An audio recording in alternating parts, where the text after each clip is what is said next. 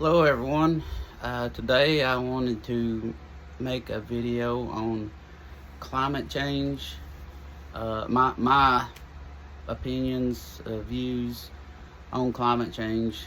More or less just making this is like a record that I'll have. So if what I'm thinking is proven right years from now, then I can say, see, I was right. I wasn't crazy. Here's the proof. Here's the timestamp that I made this, posted this, to put on Facebook, YouTube, whatever. And if anybody wants to join in and watch this and give their opinion on it themselves, I would appreciate that. I did get a good comment on YouTube about when I was talking about a theory I had. I hate to say theory, it makes me sound like I'm trying to be really smart. But anyhow, a theory I had on gravity. But what has been on my mind about climate change and what if the earth is heating up, what's causing it to heat up, which maybe it is, maybe it isn't. But first of all, I want to say, has anyone took into account just the radiant heat that is produced from not, my dog was doing something funny, but or I was trying to figure out what she was doing. But the radiant heat that is produced by not, just removal of forest and, the building of cities, the expansion of cities and subdivisions and whatever you want to, call it. I mean, perfect example, I can go to Knoxville and be up there out and about cooking to death. Feels like I'm, could not survive without an air conditioner in a car. It's that hot. 30 minutes later, be right back here at my house, which is surrounded by woods, and not just at my house, but in my neighborhood. It is like 10 degrees cooler. And I think it's just all the radiant heat. I mean, it is, and I don't have to have any air test or any kind of test other than my skin to realize it is hotter up there than it is down here. You go into a city where it is all blacktop, and then it's surrounded by subdivisions that is roads and nothing but yards, not hardly any, thick forest, I would say, and it's going to be hotter. So you look at big major cities, how they've expanded, that has to, I just think, has anybody taken into account radiant heat that is produced by removal of forests? Sounds simple, but sometimes the simplest answer is overlooked because of that. Not saying that's the only thing, but could that not be contributing? I never hear anyone say anything about that. Secondly, I'm not convinced that the introduction of CO2 into our atmosphere is necessarily a bad thing. It's been shown now, and I'm not convinced that it will raise the temperature. If only CO2 was, we've got more CO2, more CO2, more CO2, I could see how that could raise the temperature on the earth and be a bad thing. But for the fact that as CO2 levels are rising, it has been shown that plant life is expanding. And you know, it's not from me. I think Jordan Peterson was the first one to mention this, but like that I heard. So I started really looking into it, and like how parts of the Sahara is re-greening, and you know, there's plants that was desert is turning like slowly back into forest, rainforest. You know, like they say that the Sphinx itself has watermarks on it showing, because, and it was the reason they think now that that thing is so much older, because they, not speculating, but know that that area was like dense rainforest something like 12,000 years ago. I'm not exactly sure on that, but it was, you know, at first they thought it was like 4,000 years old, but they see the erosion marks and they're like, oh, this thing was around when this area was rainforest and now it's desert.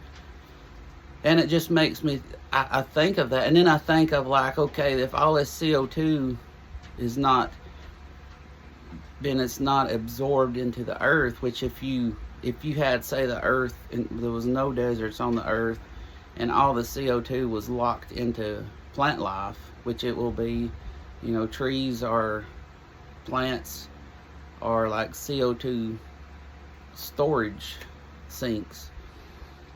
So if there's no desert, the whole planet is nothing but plant life, then all this CO2 is locked into the plants. And as the, you know, the plants, it turns into old growth. They die, you know, things eat the plants, they die with the carbon in them, and this decays, turns into oil or whatever, crude oil, coal, deep into the earth, and then we extract it and turn it, release the CO2 back into the atmosphere. When it's showing right now that the response from the plants is extra growth in areas of desert turning back into, you know, like greening up. And so I'm thinking, well, instead of all the CO2 being locked into the earth, now it's been replaced by extra plant growth, and the CO2 is locked into these plants. The extra plant growth, you know, is going to be producing a lot more oxygen. So, you know, we're used to 21% oxygen in our atmosphere and rest nitrogen and the other, you know, minute amount other gases. But what if when the earth was, say, CO2 levels could not, maybe not higher, but the earth was more green, say, you know, entire globe of, you know, lush rainforest, jungle, and now it is producing this extraordinarily high amount of oxygen. Was that the reason things were so big? Maybe this was during the time that, you know, dinosaurs ruled the earth, and is that the reason everything could grow so large during that time? Or everything, you know, the majority of things was so large? So that was a thought on that, of how that could possibly, the oxygen levels during that time been much higher than they are now. Just, you know, what if oxygen levels was 30% and that was the normal range? What would that be like for animal life, not plant life, living in that type of environment? So you have that, and I thought of that because in an aquarium, when if you got an aquarium with live plants in it, which I have done this before, I have live plants now, but if you really want those live plants to take off, you inject CO2 into the water.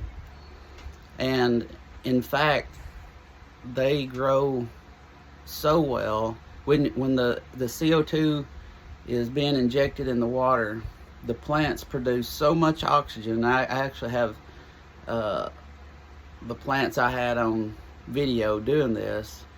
They produce so much oxygen that the water becomes so saturated with oxygen that the plants will be releasing actual bubbles that will be, it really confused me of what was going on, but I seen all of my live plants in the aquarium was like fizzing these bubbles. And so I looked that up, Google searched it, and it said this is to the point when the water is so saturated with dissolved oxygen that it cannot hold any more, and it, is turning back into a gas and going out through the atmosphere. So these plants was that, they'd produce more oxygen than the water could hold because of the CO2, and they wouldn't do it unless, the CO2 was being injected. So, what are we doing right now? We're injecting CO2 that was locked into the earth into our aquarium that we call Earth, or atmosphere. So that was a thought of possibly, and also what I'm doing, I thought of the old growth. I should have started at first, but when I thought of the old growth, what happens to forest plant life if it's just left alone to age and age and age? I'm dealing with that right now on a piece of property that is old growth forest, and it is nothing. You're walking through the woods, it's nothing but tree trunks and leaf litter, and then all the the leaves are way up top. There's no thick undergrowth with it, which it's basically, which though it's pretty, it looks like a park, it is not good to, it will not sustain that much life, not much animal life. There's no food for the the deer, the turkeys. There's no place for them to hide, really, for their babies to hide. It's just not really good. It's great for the big trees, but it's not really good for the animal life in that area. And as a guys that do this timber management, which I'm doing right now, thinning out these big trees to allow sunlight to hit the ground and more, so it will cause more plant life to come up, and we'll be able to sustain a higher number of animals. Well, they call the guys that give recommendations on this, manage this type of management, they call these like forest deserts, something like that. It was something like, it is lifeless, pretty but lifeless. And so more plant life, more animal life. And then lastly, I was explaining what I thought maybe that the higher oxygen levels could, during the time of, say, dinosaurs was on the earth, is why so many things was so large, how they could grow to such size. The other theory I had of why that might be is during that time the days was actually shorter, quite a bit shorter than they are now, because of the earth was spinning so much faster. It was still in its infancy of being spun like a top. It's faster in the beginning and slower in the end, and then it was more of its beginning spin, so it was spinning faster. Days was shorter. I forgot exactly what it was estimated that how short they were, but it was quite a few hours than what they are now. And so I thought, well, does this does the spinning of the earth actually exert centrifugal force on things? Some things are, and from what I read, it does. And the faster it is, it exhibits, there's less gravity at the equator. You know, the part wherever the the equator moves. Well, I guess you would say the Earth tilts, but still spins at the equator. But anyway, they said at the equator there is less gravitational force because of centrifugal force is counteracting. It's semi counteracting the gravitational force. So that there is. So I thought, well, the Earth during that time was spinning quite a bit faster. Was things that say like, I'm 185 right now. During that time, would I have, if I stepped on a scale, would I have been like 100 pounds? Probably not. That's way off. It'd probably be something like 180 instead of 185. But who knows? I don't know how to do the calculation. But if I weighed less, things weighed less. A lot of times that's what limits things from growing to a certain size, because they will fall under their own weight. So if they're actually weighing less because the Earth has less gravitational force because they essentially weigh less, now could they not in theory be allowed to get bigger? So you take that, increase amount of oxygen, possibly higher percentage of oxygen, and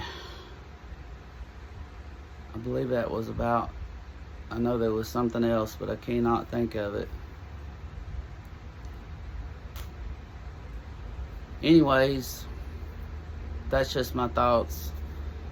See, CO2 not bad. Actually increasing plant growth, plant life. Reducing deserts.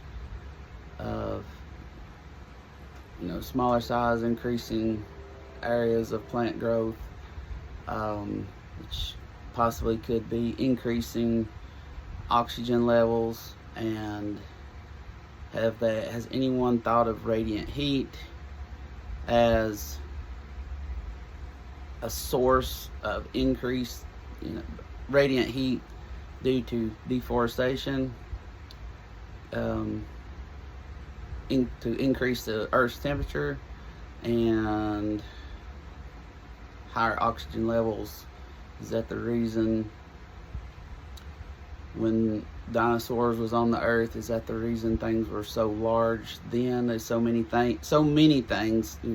Supposedly the blue whale that is alive today is the biggest living animal ever to live. It's supposedly bigger than the biggest of the dinosaurs, but it is in the water, and things can be bigger in the water today because the water supports its weight, to where things then was on the Earth close to that big, but just not quite that big. So was they able to be that big because of higher amounts of oxygen? Were they able to be that big because the Earth was spinning faster and there was less gravitational force, more centrifugal force? That is the things I wonder about, and really hope somebody that actually knows the answer to these questions will chime in and say, you might be onto something, or you don't know what you're talking about. Anyway, I would possibly quit thinking about it if it was a good explanation. So that's it for today. I believe that's it. Thank you.